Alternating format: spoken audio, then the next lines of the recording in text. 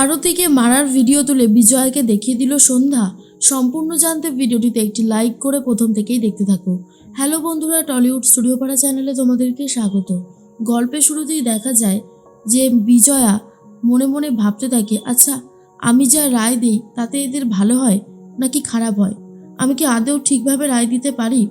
কেন জানি না আজ এই প্রশ্নগুলো ভীষণভাবে মনে হচ্ছে।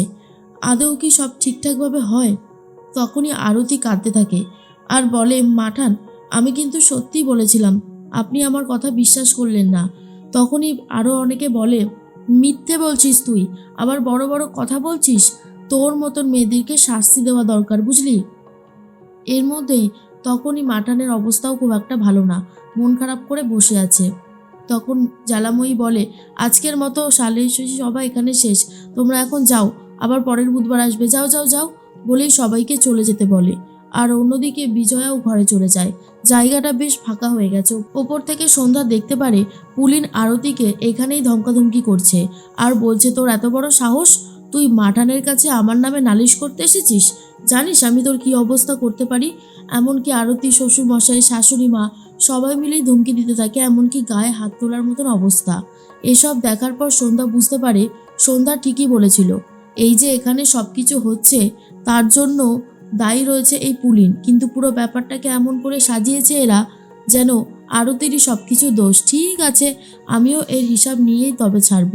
এর মধ্যেই সন্ধ্যা নিজের কাজে মন দিয়েছে। সন্ধ্যা এখন কুলের চাটনি খেতে থাকে আর এমনভাবে খাচ্ছে সেটা দেখার পর পিসিমারও লোভ লেগে যায় আর বলে, ইস এই মেয়েটা এমনভাবে খাচ্ছে দেখে মনে হচ্ছে আমারও খেতে ইচ্ছা করছে। আমার তো এই সুগারের জন্য আর মিষ্টি খাওয়া হয় না। এর মধ্যেই তখনই একটা কথা বারবার করে ভাবে পিসিমা, যেভাবেই হোক আমাকে একটু মিষ্টি খেতে হবে। এদিকে সন্ধ্যা তো অনেকক্ষণ ধরে চাটনি খেয়েছে আর তারপরেই নীলকে বলে, আচ্ছা এই ফোনটা আমাকে একটু খুলে দিন তো, যাতে আমি এটা দিয়ে ছবি তুলতে পারি। এরপর নীল সেটাই করে আর সেই ফোনটা নিয়ে এদিক ওদিক থেকে শুধু ছবি তুলে বেড়াচ্ছে সন্ধ্যা। কখনো জ্বালাময়ীর সাথে, কখনো জোনাকির সাথে, আবার কখনো নিজে নিজে এই সমস্ত করে বেড়াচ্ছে। তখনই নীল বলে, দিন এবারে আমার ফোনটা আমাকে দিন। সন্ধ্যা তখন বলে, না সবার একটা করে ফোন আছে, শুধু আমারই নেই, কেন দেবো না? এটা তো হতেই পারে না। আমি এখন ফোন দিয়ে অনেক ছবি তুলবো, এখন দেবো না বলেই নিয়ে নেয়। আকাশ তখন বলে, সত্যি বাবা, পারেনও বটে। তখনই মেজমা বলে, এই নীল অনেক তো ফোন দোকানে রয়েছে, যা না একটা নিয়ে আয়, নিয়ে এসে ওকে দে। তো কিপটেমি করছিস কেন বউয়ের সাথে? নীল তখন বলে, সন্ধ্যা আপনি আমাকে ফোনটা দিন, আমি একটা নতুন ফোন এনে আপনাকে দিচ্ছি।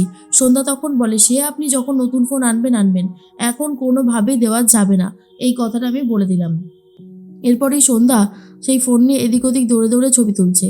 আর অন্যদিকে পিসিমা তখন চলে গেছে রান্নাঘর থেকে মিষ্টি খাবে বলে চুরি করে। আর তখনই সন্ধ্যাও সেখানে পৌঁছে যায় আর পিসিমা যেই মিষ্টি খাচ্ছিল চুরি করে সেটার একটা ফটো তুলে নেয়। আর তখনই পিসিমা ভয় পেয়ে যায়, বলে, কাণ্ড দেখো, এই তুমি এরকম করছো কেন গো? হ্যাঁ? আর তখনই সন্ধ্যা বলে, বেশ করেছি, আপনি চুরি করে মিষ্টি খাবেন আর আমি এই যে ছবি তুলে রেখে দিয়েছি, এবার বেশি কথা বলতে আসলে সবাইকে দেখিয়ে দেবো কিন্তু। তখনই মন্টু রিন্টু এসে বলে, কি হয়েছে পিসিমা? পিসিমা বলে, শোন না মন্টু, তুই একটু সাবধানে চলাফেরা করিস, বুঝলি তো? তোরা সবাই, এই মেয়ে যা কাণ্ড কারখানা শুরু করেছে, কখন না কখন কাকে ফাঁসিয়ে দেবে সে বিষয়ে আর বলা যাচ্ছে না কিছু, তবে খুব সাবধান, আমি কিন্তু তোদেরকে বারবার করে বলছি। তখনই মন্টু বলে, দূর, এই মেয়ে আমার কি করতে পারবে? কিছুই করতে পারবে না। দেখো এক্ষুনি আমি বৌদির ঘরে গিয়ে কর করে কয়েকটা নোট নিয়ে চলে আসবো। তখনই রিন্টু বলে, যাস না যাস না, কোনো বিপদে পড়ে যাবি।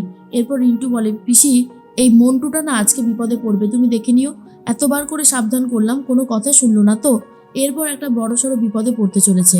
আর এর মধ্যেই মন্টু দেখতে পায় বিজয়ের ব্যাগটা এখানেই রয়েছে ড্রেসিং টেবিলের ওপরে, সেটা নিয়ে সবে টাকাটা হাতাতে যাবে, তার মধ্যেই চলে এসেছে সন্ধ্যা।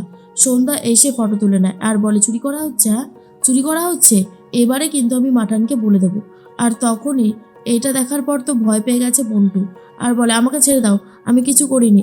আর তারপরেই মন্টু তো ভীষণই ভয় পেয়ে যায়। পিসিমা তখন বলে, মন্টু আর রিন্টু, আমি কিন্তু বারবার করে বলেছিলাম। তখন রিন্টু বলে, কিরে মন্টু, শেষ পর্যন্ত ধরা পড়ে গেলি তাই তো? এদিকে আকাশ সন্ধ্যাকে খুঁজতে শুরু করে আর বলে, আচ্ছা তোমরা ওকে দেখেছো? পিসিমা তখন বলে, না রে, দেখ না কোথায় আবার কি সর্বনাশ করে বেড়াচ্ছে, তার কোনো ঠিক ঠিকানা নেই। তখনই পিসিমা আর রিন্টু দুজন মিলে ফুসফুস করে কথা বলছিল আর তখন সন্ধ্যা এমনভাবে যায় মাঝখান দিয়ে যে পিসিমা আর রিন্টুর মাথায় চোট লাগে।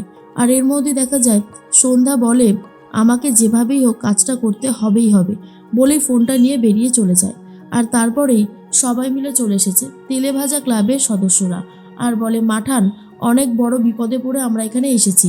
তখনই সবাই বলে সে কি আবার বিপদ হলো কি করে, বিজয়া বলে। তখনই সবাই বলে দেখুন না আমাদের বাড়ির বউদেরকে পাওয়া যাচ্ছে না, সবারই বাড়ির বউ এখানে নেই। আর তখন কথাটা শুনেই সবাই চমকে যায়, সবাই ফোন লাগায় কিন্তু ফোন সুইচ অফ। এরপর মেজমা বলে সন্ধ্যাকেও তো পাওয়া যাচ্ছে না। জ্বালাময়ী বলে হ্যাঁ মাঠান, আমিও বউঠানকে অনেকক্ষণ ধরে খুঁজছি কিন্তু কোনোভাবেই পাচ্ছি না। কথাটা শুনেই তখনই চমকে গেছে বিজয়া নিজেও। এরপর বিজয় ভাবে তাহলে বৌমা কোথায় গেল। মেজমা ফোন করে কিন্তু ফোন ধরছে না সন্ধ্যা। এইদিকে পুলিনের বাড়িতে চলে এসেছে মন্টু আর রিন্টু, আর বলে পুলিন আমাদের বাড়ির বউ সন্ধ্যা কিন্তু যথেষ্ট সন্দেহ করেছে তোমার ওপর, হ্যাঁ তুমি কিন্তু একটু সাবধানে থেকো বাবা, গন্ডগোল করো না আবার।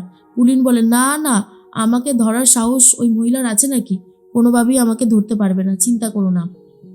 এর মধ্যেই সন্ধ্যা আর তার পুরো টিম যাদের যাদের বৌমাদের পাওয়া যাচ্ছিল না তারা ছদ্মবেশে চলে এসেছে পুলিনের বাড়িতে। আর তখনই পুলিন বলে এ কি আপনারা কারা। সন্ধ্যা ছেলের মতন সেজে এসেছে। সন্ধ্যা তখন বলে আমার পেয়ার এখানেই আছে, আমি আমার ভালোবাসাকে নিয়ে যেতে এসেছি। কথাটা শোনার পর পুলিন বলে তোমার ভালোবাসা, তোমার ভালোবাসা আবার এখানে কোথা থেকে আসবে, কি অদ্ভুত লোক রে বাবা। তখন পাড়া প্রতিবেশী অনেকেই ভিড় জমায় পুলিনদের বাড়িতে আর বলে কি হয়েছে, এরা কারা। সন্ধ্যা তখন বলে আমরা কারা সেটা জেনে কি হবে, আজ আমি আমার ভালোবাসাকে এখান থেকে তুলে নিয়ে যাব, দেখি আমাকে কে আটকায়। মন্টু আর রিন্টু বলে এই একদম বেশি বাড়াবাড়ি করবে না, এটা আমাদের গ্রাম। তখনই সন্ধ্যা এমনভাবে লাঠি নিয়ে তেড়ে যায় যে ওরা দুজনেই ভয় পেয়ে সরে পড়ে। আর এর মধ্যেই চলে এসেছে বাইরে আরতি। আরতিকে দেখেই সন্ধ্যা বলে এই তো আমার ভালোবাসা, আরতির সাথে আমার অনেক দিনেরই ভালোবাসা, তাই আজ আমি আরতিকে এখান থেকে নিয়ে যেতে এসেছি। কথাটা শোনার পরেই পুলিন তো প্রচণ্ড রেগে যায় আর বলে আরতি এই লোকটা কি বলছে, তুই তাহলে আমাদেরকে মিথ্যে কথা বলেছিস, বল বল মিথ্যে বলেছিস। আরতি তখন বলে না না আমি তো এনাকে চিনিই না। এরপরেই সন্ধ্যা বলে মিথ্যে কথা বলা হচ্ছে, আজ আমি আর কোনো বাধা শুনবো না, দেখ আমি লাঠি নিয়ে এসেছি, দেখি আজকে আমাকে কে আটকায়। গ্রামবাসীরাও প্রচণ্ড রেগে গেছে, এরকমভাবে বাড়ির বউয়ের হাত ধরে টানাটানি করছে, এটা তো কেউই পছন্দ করছে না। কেউ তো আর বুঝতে পারছে না সন্ধ্যা একজন মেয়ে, সবাই ভাবছে সন্ধ্যা একজন ছেলে। বাইরের লোক এসে ঘরের বউয়ের হাত ধরে টানাটানি করবে, এটা গ্রামের লোকজনও মেনে নিতে পারছে না। এরপর আরতির হাত ধরে টানতে টানতে পুলিন নিয়ে যায় ভেতরে। সেখানে গিয়ে আরতির ওপর টর্চার করতে শুরু করে আর বলে এত বড় মিথ্যে কথা তুই আমাদের কাছে লুকিয়েছিস, হ্যাঁ বল বল কেন কেন আমাকে ঠকালি। এরপর সন্ধ্যা সেটাই ভিডিও করে লাইভ ছেড়ে দেয়, আর যেটা দেখার পর বিজয়ার ভুল ভাঙে। আর এর মধ্যে আরতি বলে আমাকে ছেড়ে দাও, আমি কিছু করিনি। তখনই সন্ধ্যা বলে সবটা ভিডিও হয়ে গেছে, মাঠানের কাছে এবারে পৌঁছেও যাবে, দেখি তোমরা কি করে নিজেদেরকে বাঁচাও দেখি। সন্ধ্যা যখনই নিজের ছদ্মবেশটা খুলে ফেলে তখন তো সবাই দেখে চমকে যায় আর বুঝতে পারে এটা মাঠানের বাড়ির বউ স্বয়ং সন্ধ্যা। তখনই পুলিন ভয় পেয়ে যায়, বলে যা এবার কি হবে। আরতি বুঝতে পারে প্রমাণের জন্যই সন্ধ্যা এই কাজটা করেছে।